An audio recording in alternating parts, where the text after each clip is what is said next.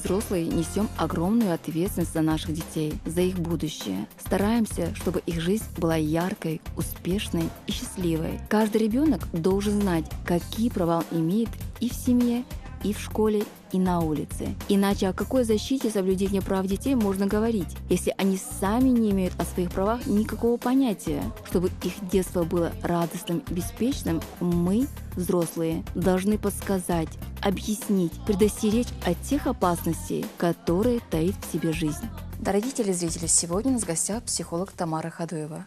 Мы рады приветствовать вас в нашей студии. Тамара, скажите, пожалуйста, кто должен рассказать ребенку о его правах? Вопрос, конечно, интересный. Если мы так в идеале представим, да, в идеальной форме, что, конечно, нереально, наверное, это должны были бы, может быть, родители сделать.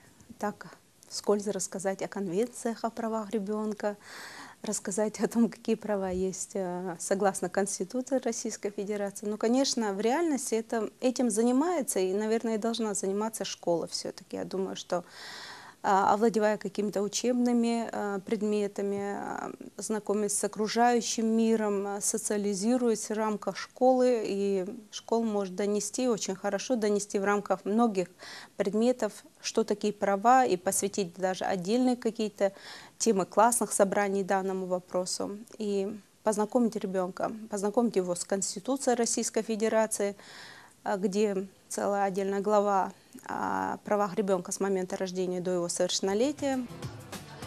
В последнее время очень часто в СМИ извещают об очередном факте нарушения прав ребенка в семье или в образовательном учреждении. Причина не в отсутствии законов, а не в достаточном использовании правовой базы. Многим взрослым трудно понять, что ребенок имеет равное с ними право. Любой человек должен знать, уважать и не нарушать права других людей, пусть даже и детей.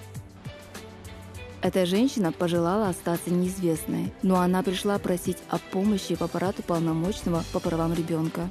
В департаменте обратиться по правам ребенка живет так прокуратуре Язмир.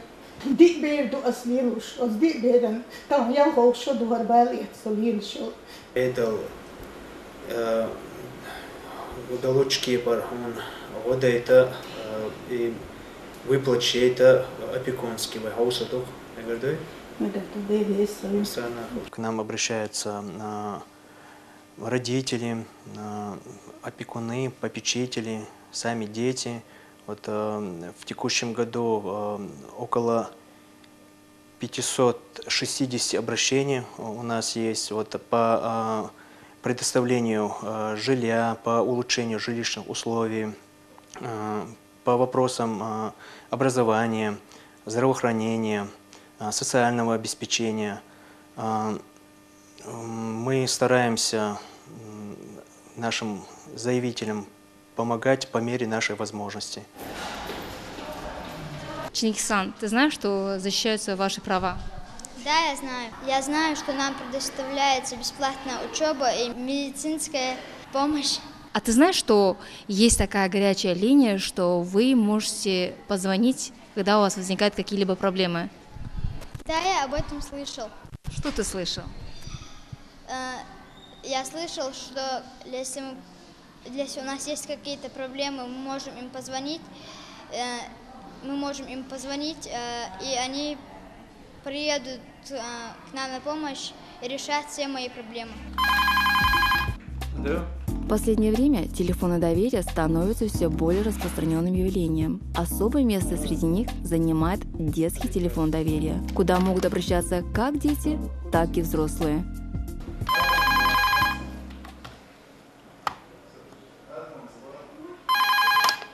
Алло. Здравствуйте. Так.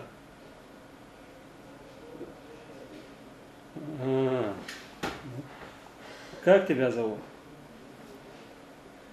Адам, сколько тебе лет? 10 лет? Что у тебя случилось, расскажи. Учитель поругал? Может, ты что-то не так сделал?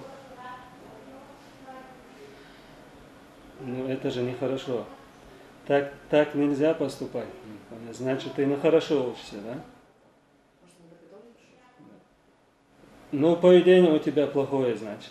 Адам, ты не волнуйся, мы позвоним твоей учительнице, и если что, мы тебе поможем, хорошо? У нас есть телефон доверия. Если с стационарного звонить, это 22 36 51. Если с мобильного, то с кодом 88712. Но сами дети тоже обращаются, когда нуждаются в психологической помощи, в моральной помощи. Вопросы дети задают разного характера, разные вопросы бывают, но в основном по школе, вот, где они учатся. Звонки принимают специалисты, аппарат уполномоченный ведущий, главные специалисты, которые непосредственно работают в нашем отделе по защите прав матери и ребенка. А также психологи. Участники самоуправления гимназии часто проводят благотворительные акции. Дети приносят свои любимые игрушки, книги, канцелярские принадлежности и даже продукты и сладости.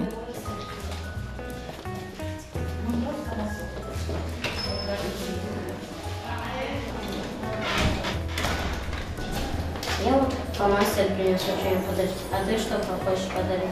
Я хочу свою любимую игрушку подарить.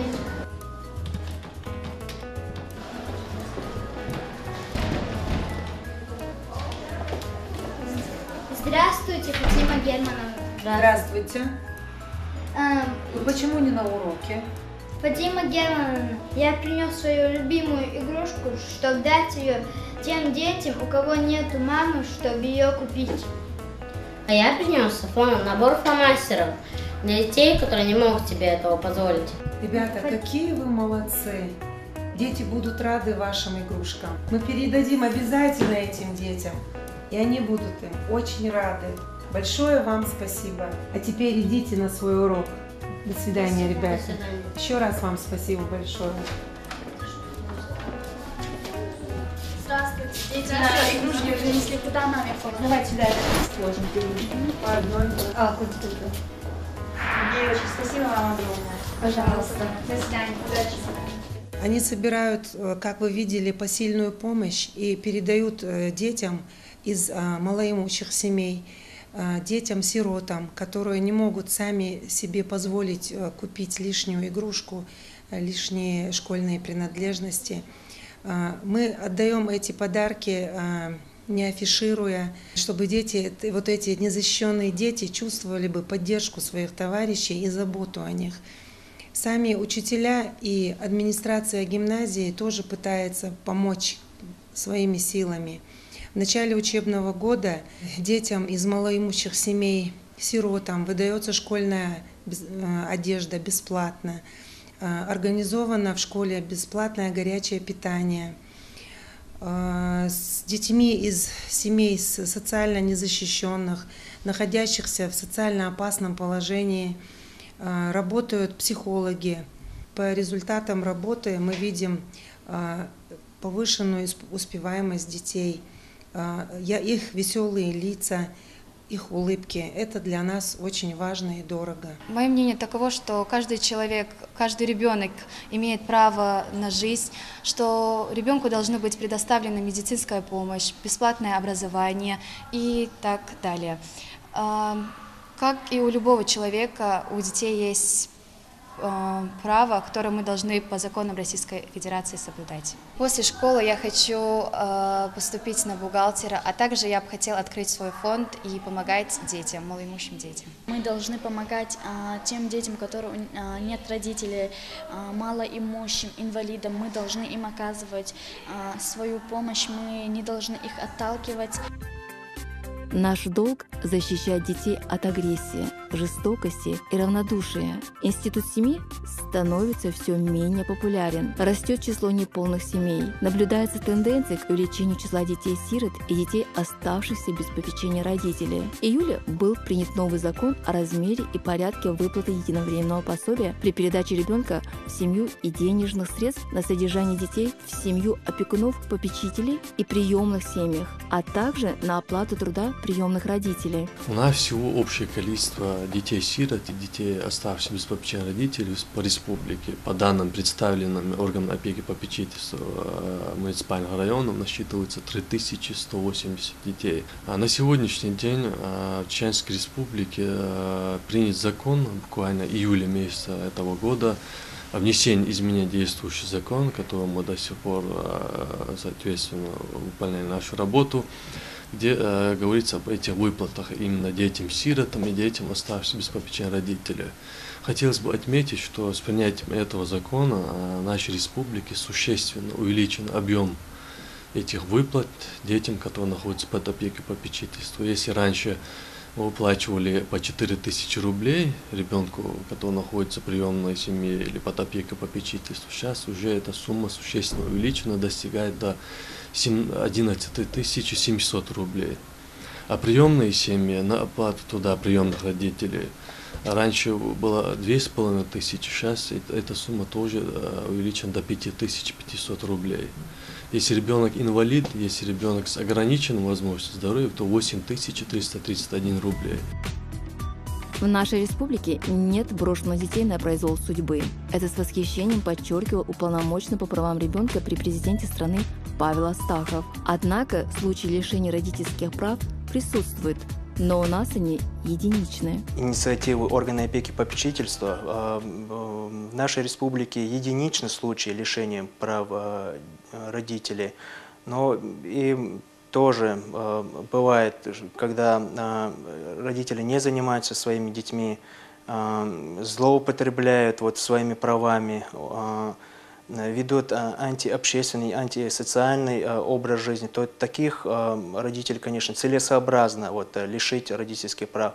Но это не значит, что если дети остаются без родителей, если их родители лишены родительских прав, то они принимаются в семьи родственников и воспитываются как собственные дети.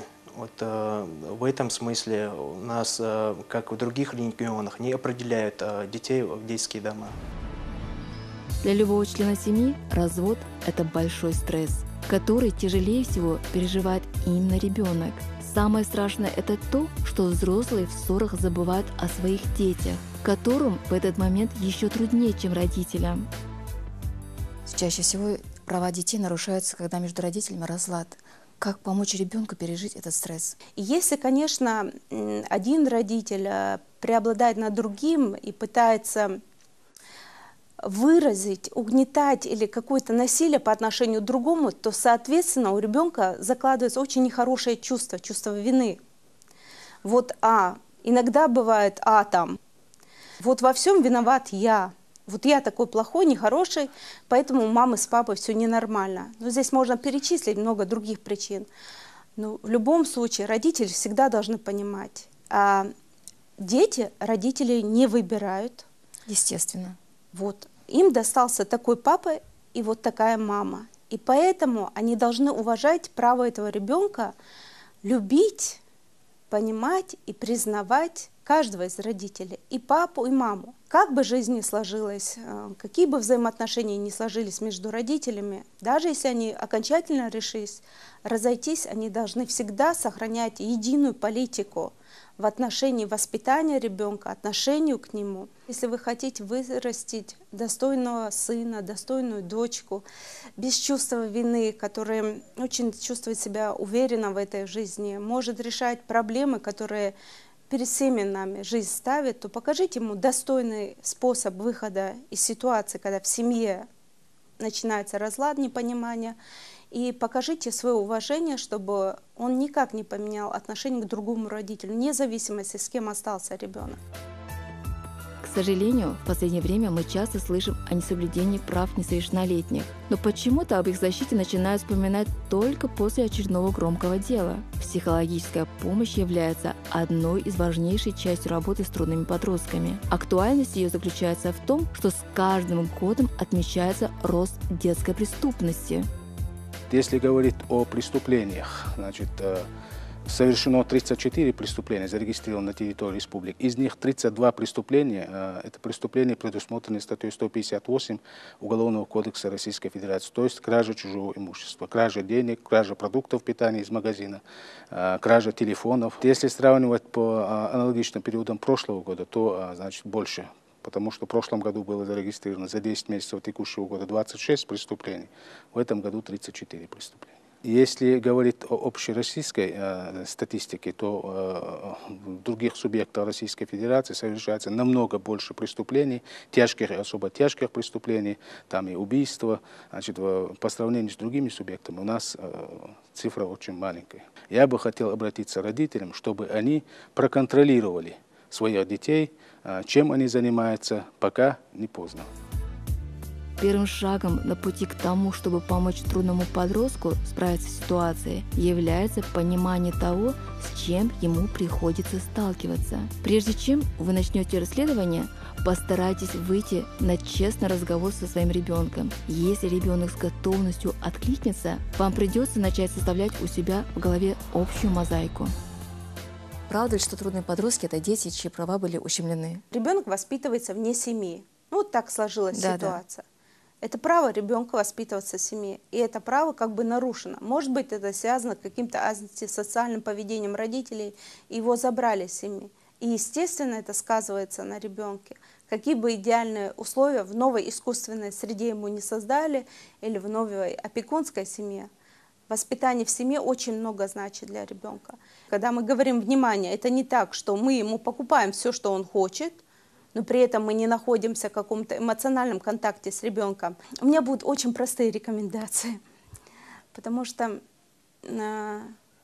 если у вас уже связь с ребенком потеряна, завоевать его доверие, я знаю, это будет очень долгий, сложный процесс. И строить этот процесс сейчас дважды, трижды, может 10 раз будет сложнее, чем много лет назад, когда он еще был маленький, когда он еще лежал в колыбели.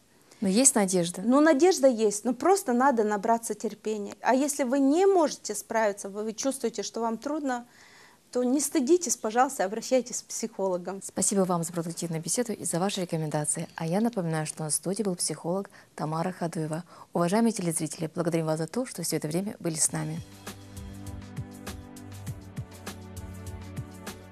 Дети должны знать о своих правах. Это способствует становлению личности. Ребенок должен хорошо понимать, что окружающие тоже имеют права, которые нельзя нарушать. Нельзя обходить вниманием и их обязанности. Это помогает им стать ответственными людьми. Уважение в семье – одно из главных условий воспитания. Родители, стремящиеся подавлять волю детей, даже из самых лучших побуждений, добьются только внешнего повиновения.